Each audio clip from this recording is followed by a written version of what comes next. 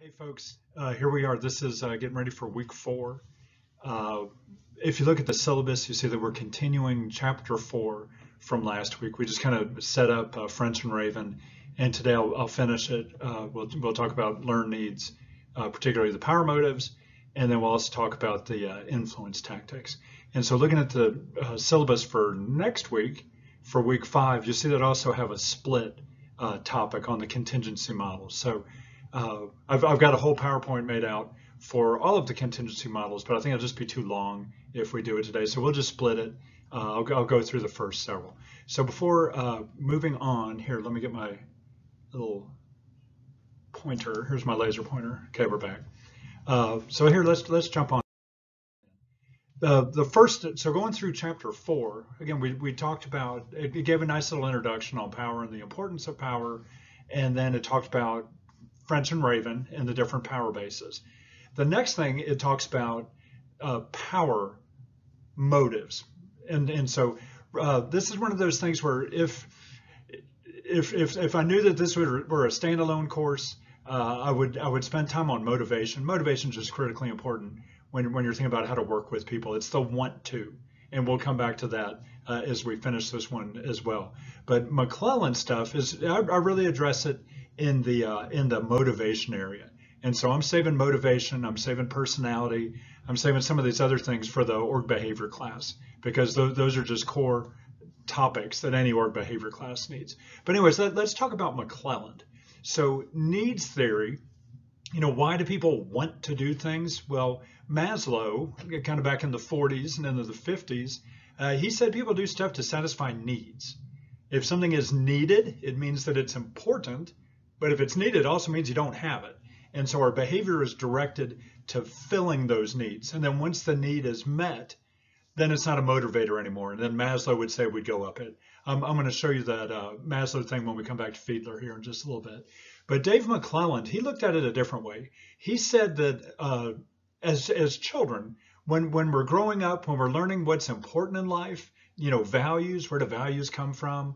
All those things, as we're kind of figuring out and programming ourselves on what we regard as important, Dave McClellan said that there are basically 3 learned needs, and this is primarily a result of our upbringing. So the 3 learned needs.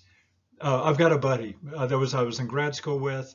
He wrote a book called Personal Character and National Destiny. Harold Jones, Dr. Harold Jones is his name, and his argument was that the stories we tell to our children set the course of our nation in years to come.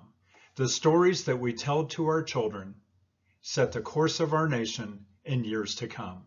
And he based it a lot on the ideas of McClellan, that those things that as kids we learn are important and worthwhile and worth pursuing in life, those then kind of program us and kind of give us a filter in how we do things in life and those things that we strive after. So McClellan, through his thematic apperception test, if we were doing this live and had class together, I'd give you kind of a little mini TAT is what they call it, thematic apperception test, and really kind of explain this in the org behavior class. But McClellan said that there are basically 3 types of learned needs. There's need for achievement, and you can read the description there, and it's also, actually, it's probably in the org behavior chapter of our book. So achievement, those people who have to pursue and accomplish interesting, cool things, and we relish in doing things that other people maybe don't do or can't do. Affiliation need, these are people who are motivated to be parts of groups and to be involved and included and to interact with others. And then this last one, this is why it's brought up in this chapter, is this power need, that some of us have this kind of built-in, pre-programmed way to seek out position, to seek out situations where we can have some say in how things are done. And so we want to be able to control and influence others. And that's why it's brought up here. So really, I think we really kind of have all 3 of these in us, but one of them tends to be more dominant at any given time. But okay, so that's McClellan. Let's see why they brought this up in the chapter. And again, I'm finding these, not real happy with the PowerPoints with this book, kind of like with all the books that I've run across. So I've gone off and found some images to show you, and I noted them there. And actually, a lot of these are parts of stories and research things and consulting things that are actually kind of good to go look at. So here are the McClellan's need theories: acquired needs, learned needs. There's need for achievement. Here's need for affiliation. And then on need for power, there are actually two different types. And that's why it's brought up in this chapter.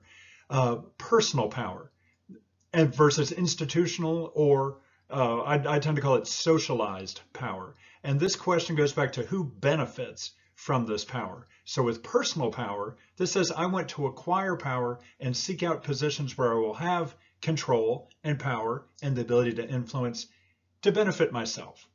I'm going to be the one who gets the greatest benefit. Socialized power or institutionalized power, this is one of those, if I were in charge, look at all the good I can do for other people with this.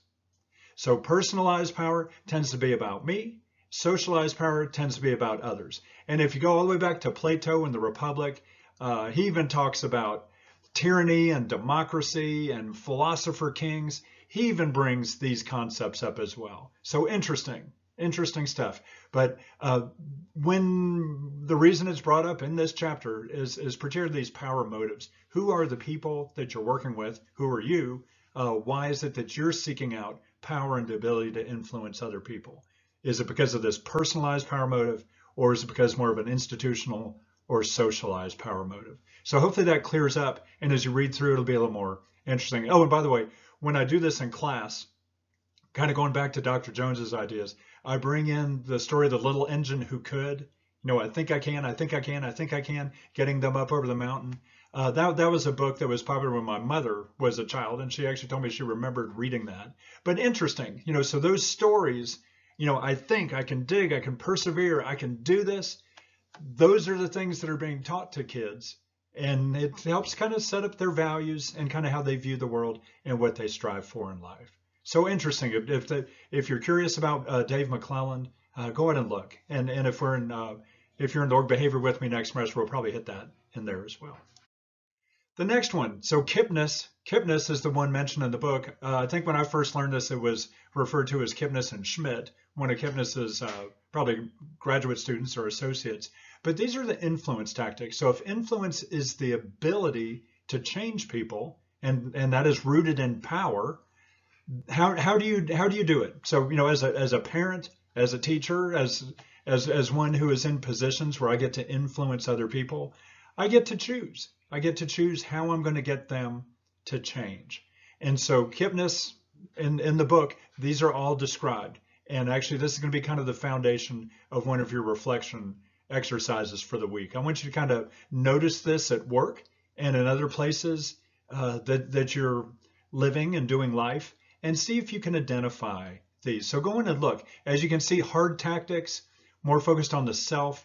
The softer tactics are down here. A lot of it has to do with the relative position.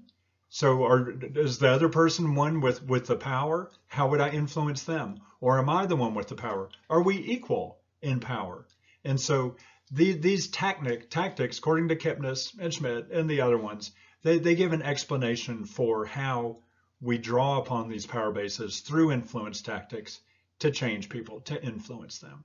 So take a look at that. That's really the end of chapter 4 for me for now.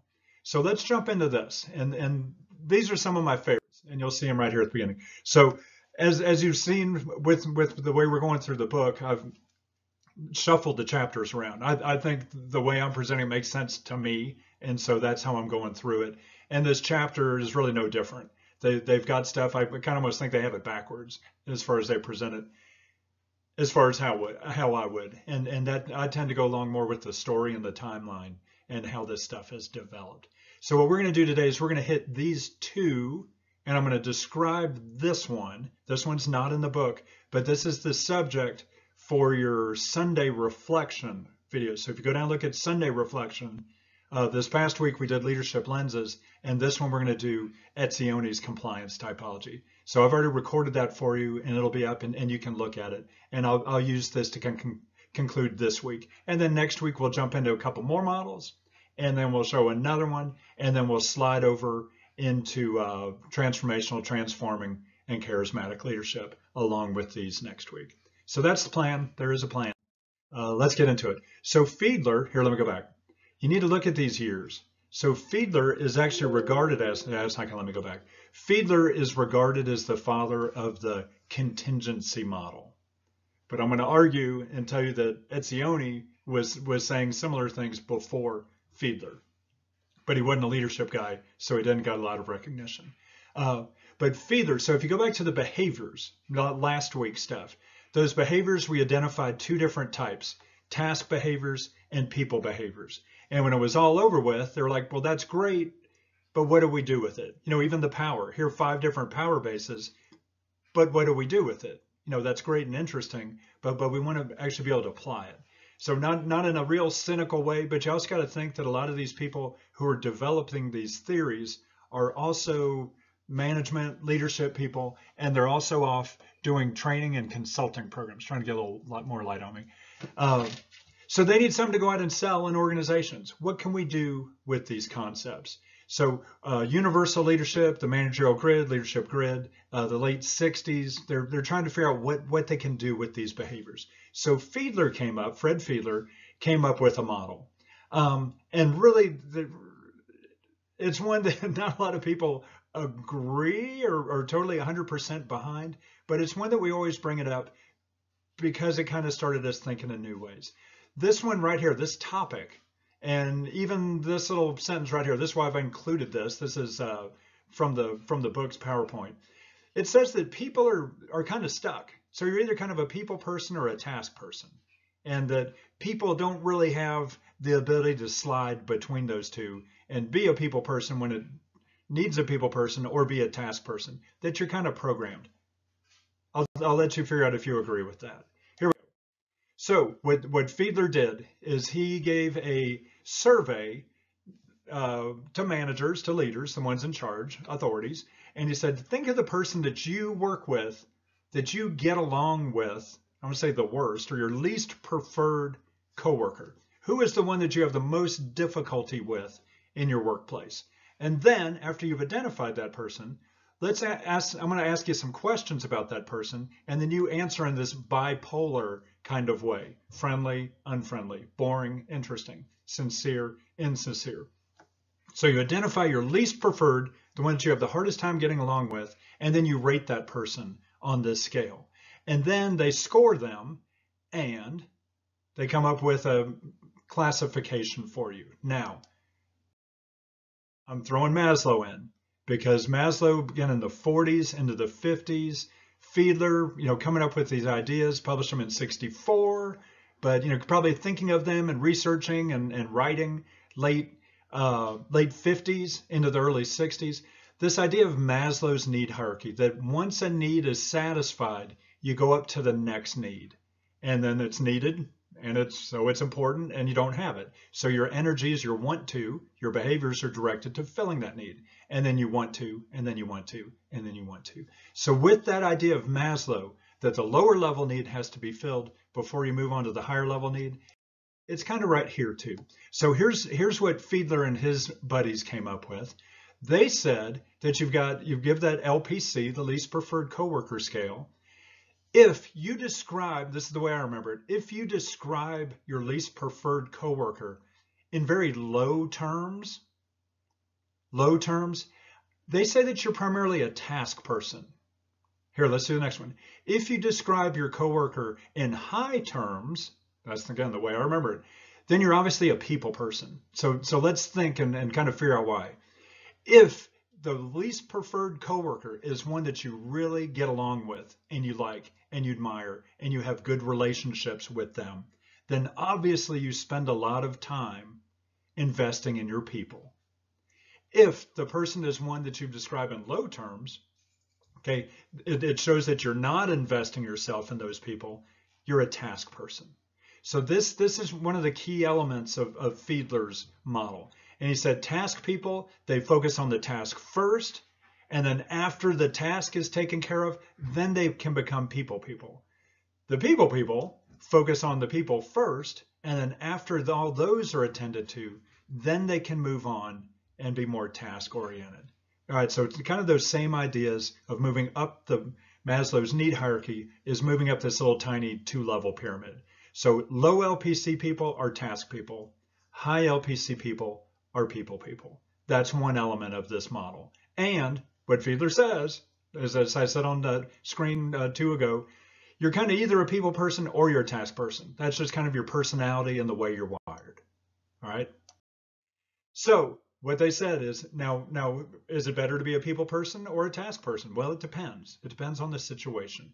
And so what they're going to do, what they did, is they broke the situation into what they would call favorable or unfavorable. The most favorable situation in order to be a leader and get stuff done through and with your people, or the least favorable. And so the way they define that is by leader-member relations. Okay, it's kind of personal power. You get along well with your people. You have personal power. Task structure, that the task is structured. Think about taking apart a ballpoint pen and then putting it back together. If that was the task of your people, you could train them very quickly on how to do that task. It's very structured. You do this and you do this and you put this top on, and when you're done, you put it over here. The task is structured. Versus if you were working at a laboratory and you had these new researchers come in and you're trying to develop a cure to something that you don't know how to cure, that would be a lot more complicated. So those situations where you have high task structure, it's easier to oversee your people and to make sure that they stay on the job and get done what needs to be done. So when a task is structured, that's a more favorable situation than when it's unstructured. When you have good relationships between the leader and your people, that's a more favorable situation than when you don't. And then lastly is position power. If you're in a situation where you have position power, legitimate power, reward power, and coercive power, if you have that position power available to you, that's a better situation than if you don't. So those elements right there, those are the pieces that define situational favorability. So here's what this model is. So overall favorability, and this should make sense kind of once I interpret it, the lowest favorable situations to be in or where you have poor leader-member relations, you don't get along with your people, you have an unstructured task, so the task doesn't help you out getting the stuff done, and you don't have much position power. That's the least favorable situation to be in. You don't get along with people, you don't have personal power, you don't really have position power, and you have an unstructured task. That's the worst situation. The best situation is over here in octant 1. That's where you do get along with your people, and you have a structured task, and you also have the position power if you need it. That's the best situation. And then these others, you can see good, it's better to be good and structured than good and unstructured. It's better to be structured and position power than to be structured with low position power. It's better to be unstructured with position power than unstructured without. So this is the model. It kind of builds on top of each other. The best situations, good leader-member relations, structured task, and the best is with high position power. The poor, kind of the same way. If you're going to have poor leader-member relations, it's better to have a structured task and position power. So that's the situation. And then we also had that leader, least preferred coworker. Are you a people person or a task person? High LPC or low LPC? So here's what they concluded. Take a look at this. And my little picture is kind of in the way, but you can see, I think it's all on there. So here's what they said. And I think it's easiest to make sense of this by starting in octant 8. This is poor leader-member relations. It's an unstructured task, and you have relatively low position power. Who would be better in that situation? Who would bring about better results from the people? Fiedler found and said the task people are, the low LPC leaders, the ones who are focused on the task. People are kind of, the people concerns are kind of secondary. High LPC people would not be very effective because they're trying to attend to the people when really we need to get the job done. So this is how he reads it. So the dashed line are for high LPCs, the straight line, the solid line is for low LPCs. So as the situation gets better, this is the funny thing about this model. As the situation gets better, something happens right where I just put that little pointer. They change. So at this situation, somewhere over the way they drew it kind of in octant 7, what happens is we have to change people. We have to get rid of the task person and we have to bring in a people person. And then as the situation keeps getting better, you're going to see better results from a people person, but then at a certain point it's going to start dropping off. And it's going to drop off until you get to about here where they cross each other again. And then Fiedler's model says, now you bring back a task person. And that task person will then lead you up and can improve the situational favorability of the performance until the top. So this is the model. And really, if you go back, and if you want to just do some research on it on your own, this isn't the most widely agreed upon wonderful model in the field. Pretty much the people who found the support are related to the research. And the rest of us like, well, that doesn't really make sense, because we like to think that people are adaptable. Now, we may have certain leanings one way or the other, but we also have, leaders should have, the ability to realize that, okay, in this situation, I need to be more stern and authoritative, but in this situation, I need to be more people-oriented, and that we're able to change between those. So this is Fiedler. Again, situational favorability has these 8 octants. We have low LPC task people, we have high LPC people, and at certain situations, you need to replace them and put a new person in. So that's out there in the field, starting in 64, and people are thinking about it. And so some people are thinking about it, and they're like, not so sure about that. We can take kind of those same ideas, but we can change them a little bit. So this is Hersey and Blanchard. Situational leadership, I think their first one was the life cycle theory of leadership. But situational SLT, I probably should have changed that. Situational leadership theory is what this is about. And it has the task behaviors and relationship behaviors. Let me show you. Here's the model. And I remember in my first master's class back in the late 80s, this was a big deal. I had Hersey and Blanchard's book for the class. Actually, I still have that book. And we had one of these models kind of over on one side of the bulletin board in front of class, and we had another one that looked very identical sitting on the other side. And what they had ableness, this was different, readiness level versus whatever that other one. Readiness is kind of what has always stuck in my brain.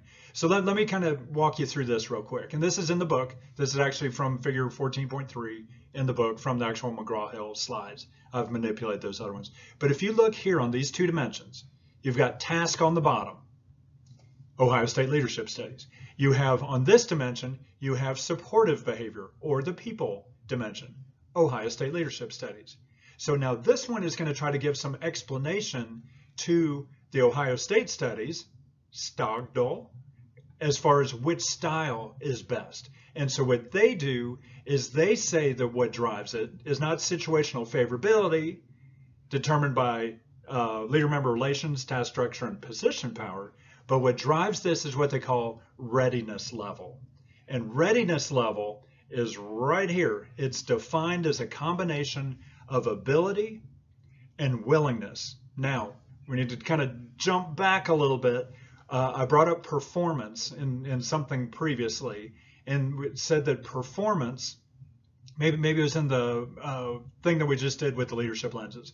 Performance is goal attainment for the most part. There are other things that come into play as well. You don't want to just make your goal, but leave waste all around you, have a nuclear fallout all around you. But yes, I reached my goal. No, you don't want to do that. So that's where we're kind of cautious about just saying it is performance. It's more than just performance, but kind of at the core, it's, are you doing what you're setting out to do? And hopefully what you're setting out to do is benefiting more than just making your goal. Okay, you can ponder that.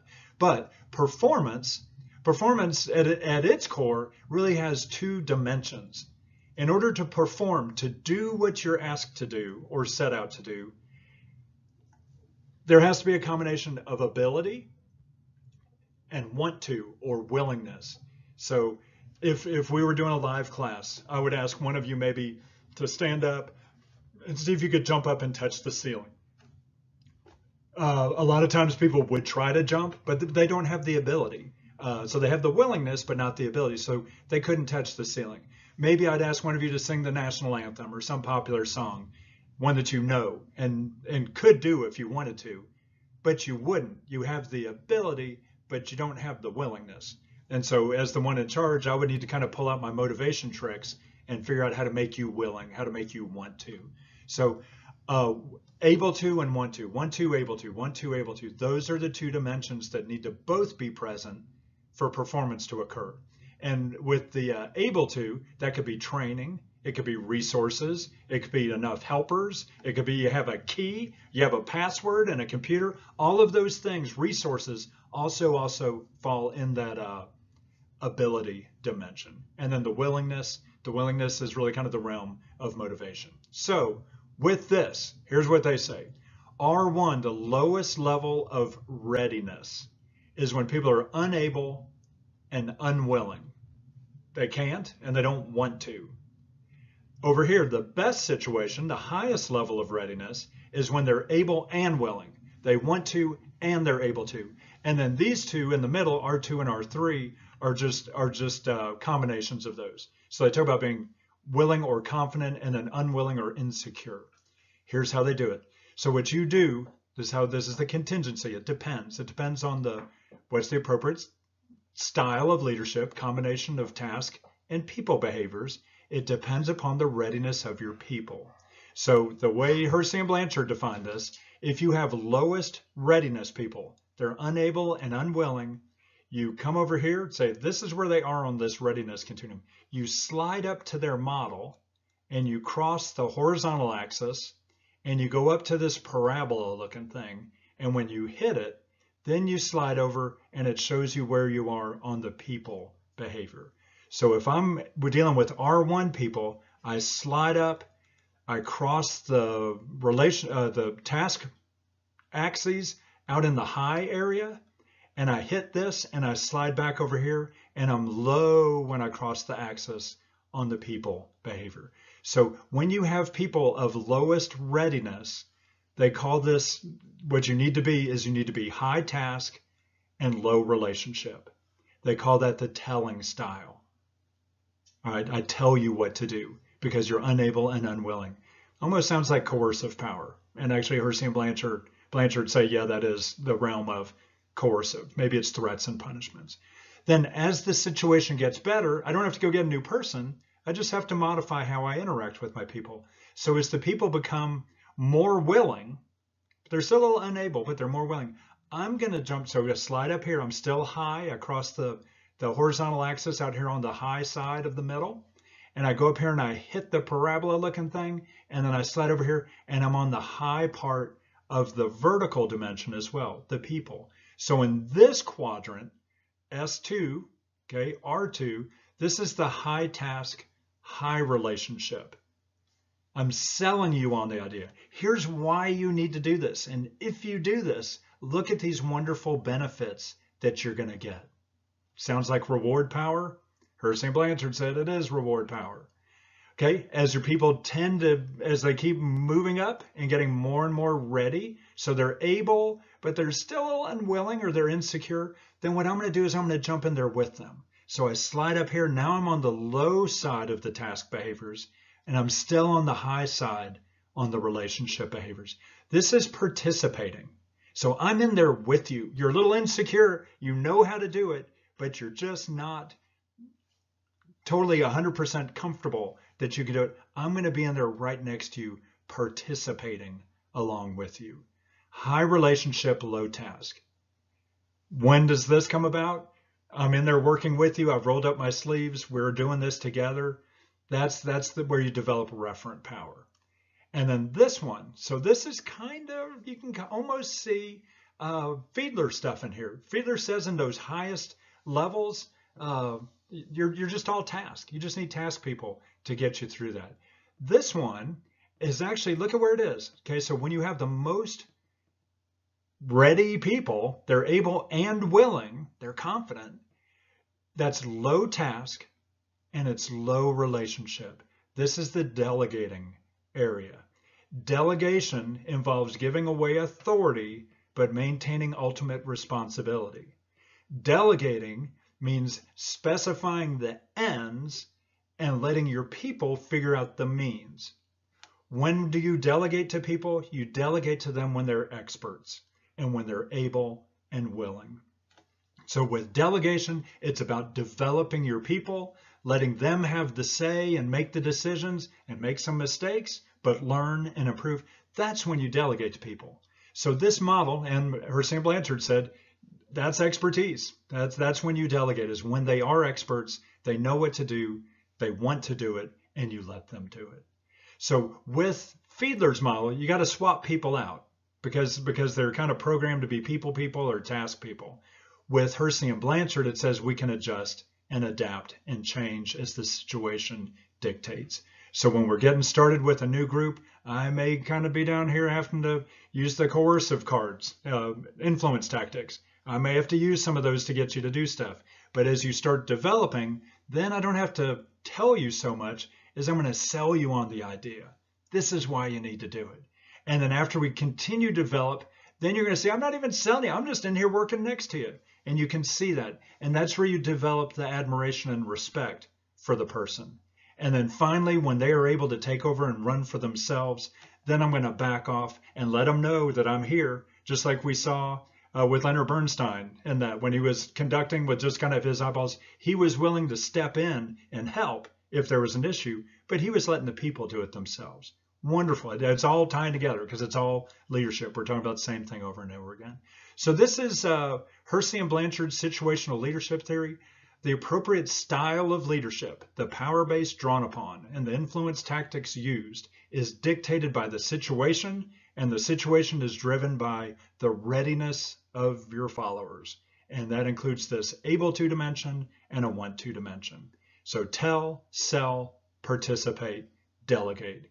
Coercive power, reward power, referent power, and expert power. And where's legitimate power? Legitimate power is kind of what resides around all of this. It defines the situation. Hierarchy and Blanchard. I like this one. I think this kind of one that has received a lot of support. I think it's intuitive to see, but also has that support as well.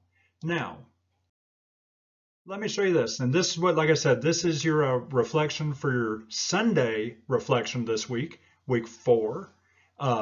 So it's available. I'll release it on Sunday when I release this video, but it's kind of there for you to look at on Thursday. I kind of picture that most of you probably look at it on Thursday, but I encourage you to go on and maybe watch it earlier where I'll describe Amitai Etzione's work. And so what he does, he identified a model in 1961 in his book where he's trying to classify organizations. He wasn't a leadership guy, but if you look at his work, you'll see that it's a leadership model. It's just written for organizations, classifying organizations right here, prison, business organization, religious organization. It's not looking at the relationship between one in authority and the people. And so kinds of involvement, alienative involvement, people are there because they have to be there. Calculative involvement, people are there because they need to be there. Moral involvement, people are there because they want to be there. And then you mix that with the kind of power. Normative power is the power of persuasion and appeal. Remunerative power is the power of reward or to compensate. And then coercive power is the power of threats and punishments. So you can put French and Raven stuff right next to this. There's coercive power, there's reward power. Normative power is going to come about. It's going to be referent power and expert power. And where's legitimate power? Legitimate power is going to be the framework that kind of talks about, well, what kind of position are we talking about here? And so that would give an explanation to the situation and then kind of define some of the authority that comes there. And then Etzioni said the appropriate power base drawn upon is driven by the involvement level of the followers. The involvement level has to do with the alignment of goals, values, and ideals between the members and the organization. So this absolutely is a contingency model that came about before Fiedler.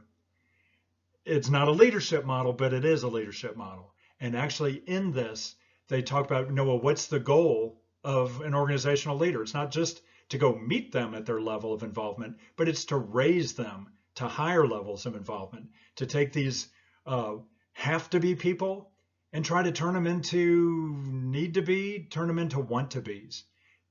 Dealing with students. Actually, I use this model I earned a EDS degree, an Ed Specialist degree in educational research. And this was actually the heart of that big, basically a thesis that I had to do, looking at the involvement level of college students and then seeing how they fit with the different power bases drawn upon by professors. And lo and behold, a lot of college students, not necessarily in college because they want to and they love learning, but because they feel like this is a calculated gamble and this is the best thing for me right now and it's going to pay off. And so as professors, we need to go down and be aware of that. We also need to be aware that there are a few people who are there because they feel like they have to be there. So we want to pull them up. We want to transform them, which are the words that are coming about next week. We want to transform them from lower levels of involvement to higher levels of involvement. And we do that through transformational leadership, through charismatic leadership, through high referent power and high expert power. So wonderful model, wonderful model. You can go out and look, but watch the video and that'll give a lot of explanation for this model and kind of what it is. So very much a contingency model. That's why I'm showing it there. So really next week, that's all I've got for this week. And right now, next week, we'll jump into the normative decision model. They threw LMX in there. We'll look at path goal theory. Path goal theory, we got to go back and kind of understand goal setting theory and expectancy theory for that to make sense. And then we'll jump into transforming transactional leadership and charismatic leadership. So that's it. I hope this helped. Really, as far as the stuff for the book, you'll see the review questions that I want you to ponder and think about this week. But yeah, I definitely have kind of jumped around, not just in the book, but in the chapter for this week. So I hope that helps. Have a good one. This has been fun. I'm enjoying it. See ya.